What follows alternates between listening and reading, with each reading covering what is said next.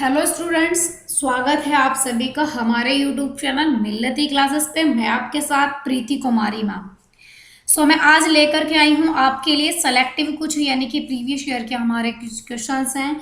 यानी कि मैं आज ऐसे एमसीक्यूज पर ऐसे प्रीवियस ईयर के क्वेश्चंस पे बात करूंगी जिनके आगे आने वाले जो अग्रणी उत्तरणी यानी कि आपकी परीक्षाएं हैं। पीछे की परीक्षाओं से कुछ ऐसे सीख जो आने वाली परीक्षाओं के लिए बहुत ही ज़्यादा उपयोगी साबित होगी। तो चलिए यूजफुल क्वेश्चंस को देखते हैं, स्टार्ट करते हैं। यहाँ पर जैसे मैंने पहला प्रश्न लिया है यहाँ पर कि निम्नलिखित देश में से कौन सा दुनिया में यूरेनियम का सबसे बड़ा उत्पादक देश है। तो भाई दुनिया का ऐसा कौन सा देश है जो यूरेनियम का सबसे बड़ा उत्पादन करता है। तो जो आपका कजाकिस्तान है, कजाकिस्तान है आपका यानी कि यूरेनियम का सबसे बड़ा उत्पादक देश। राइट आंसर होगा ऑप्शन बी।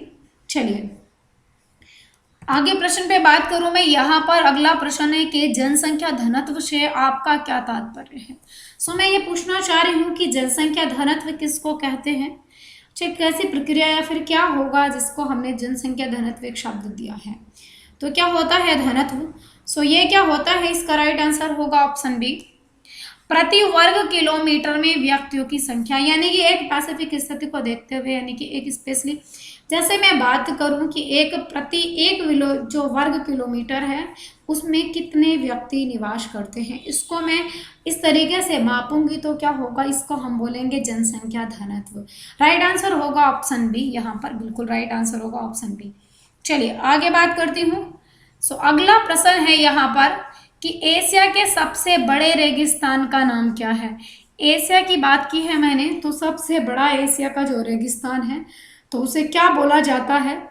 मरुस्थल की भी बात करूं तो गोबी का जो रेगिस्तान है, मरुस्थल है, वो एशिया का सबसे बड़ा रेगिस्तान के नाम से जाना जाता है।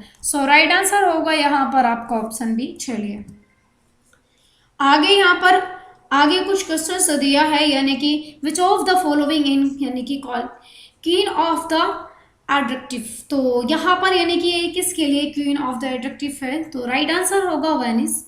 तो ये किसके लिए है, यानी कि वेनिस। ठीक है, चलिए या आगे बात करती हूँ मैं। यहाँ पर अगला प्रश्न है, यानी कि टीपू सुल्तान ने अंग्रेजों से लड़ने के लिए निम्नलिखित शक्तियों में से किसका समर्थन किया था।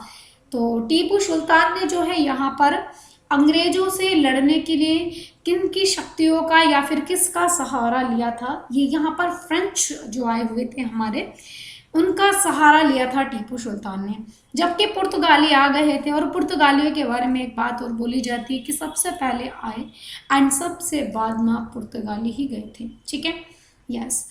तो राइट आंसर होगा यहाँ पर ऑप्शन बी। हेल्पफुल रहे थे ये टीपू सुल्तान के लिए फ्रेंच। आगे मैं बात करती हूँ, अगला प्रश्न है कि किसके अपमान के विरोध में खिलाफत आंदोलन शुरू किया गया था। किसके अपमान के विरोध में यहाँ खिलाफत आंदोलन जो है स्टार्ट किया गया था। राइट आंसर होगा यहाँ पर, यानी कि तुर्की खलीफा का जब विरोध किया तो इसके विरोध में जो है यहाँ पर खिलाफत आंदोलन को शुरू किया गया था। राइट आंसर ऑप्शन है होगा। अगला प्रश्न है यहाँ पर कि लॉर्ड माउंटबेटन यानी कि लॉर्ड माउंटबेटन के बाद पहले भारतीय गवर्नर जनरल कौन थे। तो लॉर्ड माउंटबेटन के बाद जो भारत के पहले भारतीय गवर्नर जनरल रहे, ये कौन रहे हैं, राजगोपालाचारी जो थे ये पहले गवर्नर जनरल रहे हैं। राइट आंसर होगा आपका ऑप्शन बी। ठीक है, चलिए आगे बात करती हूँ अगले प्रश्न पे। अगला प्रश्न है कि राजा हर्षवर्धन ने 2 महान धार्मिक सम्मेलन का आयोजन कहाँ किया था। तो जैसे आप जानते हैं कि राजा हर्षवर्धन जो था ये सबसे ज़्यादा जो अगर मानने वाला है इसका कोई धार्मिक सम्मेलन था, वो क्या था, यानी कि प्रयागराज में जो ये कुंभ मेले का आयोजन करता था। राइट आंसर होगा यहाँ पर ऑप्शन ए। हम यहाँ से देख सकते हैं, लेकिन अगर हम इसको प्रयागराज से डिनोट करें तो ये यहाँ पर भी प्रयागराज है, यहाँ पर भी। कन्नौज और प्रयागराज ऑप्शन बिल्कुल ऐसे ही होगा, यानी कि जो धार्मिक 2 महासम्मेलन थे इसके, तो जिनके लिए ये सबसे ज़्यादा यानी कि डेडिकेट रहता था, सबसे ज़्यादा उत्साहित रहता था, तो कन्नौज और प्रयाग के लिए रहता था। ऐसा जाना जाता है कि एक प्रयागराज का जो कुंभ सम्मेलन होता था, जब तक दूसरा कुंभ सम्मेलन होता था तब तक ये उसके जो है यानी कि मैं बात करूँ जैसे इकोनॉमिक को लेकर के, तो यानी कि या फिर कुछ टैक्स को लेकर के, तो ये इतना ऐड कर लेता था ताकि यहाँ पर जो है कुंभ में उसको सारे का सारा जो है वहाँ पर उसमें उठाने के लिए, चलिए खर्च करने के लिए। अगला प्रश्न है, हर्षवर्धन ने निम्नलिखित में से कौन सी रचना नहीं की है? तो हर्षवर्धन ने जो है यहाँ पर, मैं बात करूं रत्नावली की, तो रत्नावली को जो किसने लिखा है यहाँ पर, रत्नावली को भी हर्षवर्धन ने लिखा है, प्रियदर्शिका को भी और नागानंदा को भी। सो मैं आपसे कमेंट सेक्शन में पूछना चाहूंगी कि हर्षचरित को किसने लिखा है फिर। ओके, चलिए अगला प्रश्न है यहाँ पर कि आर्य शब्द का अर्थ क्या है? आर्यन शब्द का, आर्यन शब्द किसके लिए प्रयोग किया है, क्या है यहाँ पर आर्यन शब्द का? आर्यन शब्द का अर्थ है यहाँ पर कि उत्कृष्ट नस्ल जो है। हाँ, और मैं आर्य की बात करूँ तो जैसे आप इसको उत्कृष्ट नस्ल को यहाँ से भी आप एक तरीके से जान सकते हैं। जैसे मैं बात करूँ यानी कि जो आपका यूरोपीय क्षेत्र, वो यानी कि जो आपका है उत्तर यूरोपीय। यस, चलिए अगला प्रश्न है कि आर्यन शब्द का अर्थ, यहाँ पर वही प्रश्न रिपीट हो गया है, उत्कृष्ट नस्ल। ठीक है, चलिए राइट आंसर ऑप्शन डी ही है। चलिए आगे बात करते हैं, ऋग्वेद का कौन सा भाग जो है ब्रह्मांड की उत्पत्ति का लेखा जोखा देखता है? तो ऋग्वेद का कौन सा भाग है जो ब्रह्मांड की उत्पत्ति का लेखा जोखा देखता है? सो राइट आंसर ब्रह्मांड का जो ऋग्वेद का 10वां भाग है वो ब्रह्मांड की उत्पत्ति के बारे में बताता है कि ब्रह्मांड की उत्पत्ति किस तरीके से लगभग हुई है। राइट आंसर होगा यहाँ पर यानी कि ऑप्शन डी। चलिए आगे चलते हैं अगले प्रश्न पे। अगला प्रश्न है कि नंदा वंश के संस्थापक कौन थे? नंदा वंश के संस्थापक कौन थे? तो महापद्मनंद जो थे ये आपके नंद या नंदा वंश के संस्थापक माने जाते हैं। राइट आंसर होगा आपका ऑप्शन बी।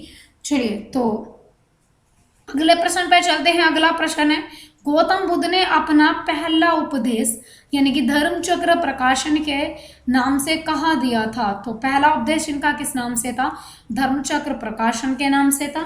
सो इन्होंने जो पहला उपदेश दिया था वो दिया था इन्होंने यानी कि बोध गया में, जो धर्म चक्र प्रकाशन के नाम से था। ठीक है, चलिए आगे चलते हैं। अगला प्रश्न है हमारा कि निम्नलिखित में से कौन महान सिकंदर का समकालीन था? तो महान सिकंदर का समकालीन कौन था? सो राइट आंसर होगा यहाँ पर चंद्रगुप्त मौर्य जो था वो सिकंदर महान के समकालीन था। राइट आंसर होगा ऑप्शन बी। चलिए अगला प्रश्न है कि सुल्तान के शासन में संस्कृत ग्रंथों को अरबी और फारसी में अनुवाद करने के लिए अनुवाद का राज्य विभाग स्थापित किया गया। तो यहाँ पर जो मैंने पूछा है कि भाई किस सुल्तान के शासनकाल में, पहली बात तो आपको सुल्तान का पता होना चाहिए कि कब सुल्तान थे और कब बादशाह रहा करते थे। तो सुल्तान कौन सा ऐसा सुल्तान का शासनकाल है यहाँ पर कि जब संस्कृत ग्रंथों का अरबी में और फारसी में अनुवाद करने के लिए जो है राज्य विभाग स्थापित कर दिया था। सो सिकंदर लोदी ने क्या करा था? सिकंदर लोदी ने एक विभाग की क्या बोलते स्थापना की थी जो संस्कृत ग्रंथों को फारसी और अरबी में अनुवाद करने के लिए उस विभाग में कार्य चलता था। सही आंसर होगा, ये काम किया था सिकंदर लोदी ने, आंसर है। ठीक है, चलिए आगे अगला प्रश्न है यहाँ पर कि 1951 में किए गए संविधान में पहला संशोधन किससे संबंधित है?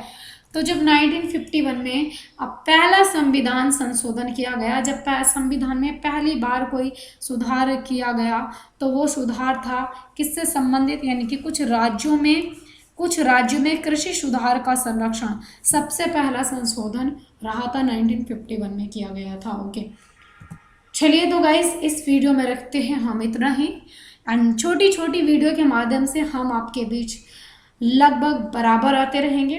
ठीक है, तो अभी रखते हैं इतना ही, बाकी देखते हैं बाद में। Okay, thank you for watching guys. Okay, bye.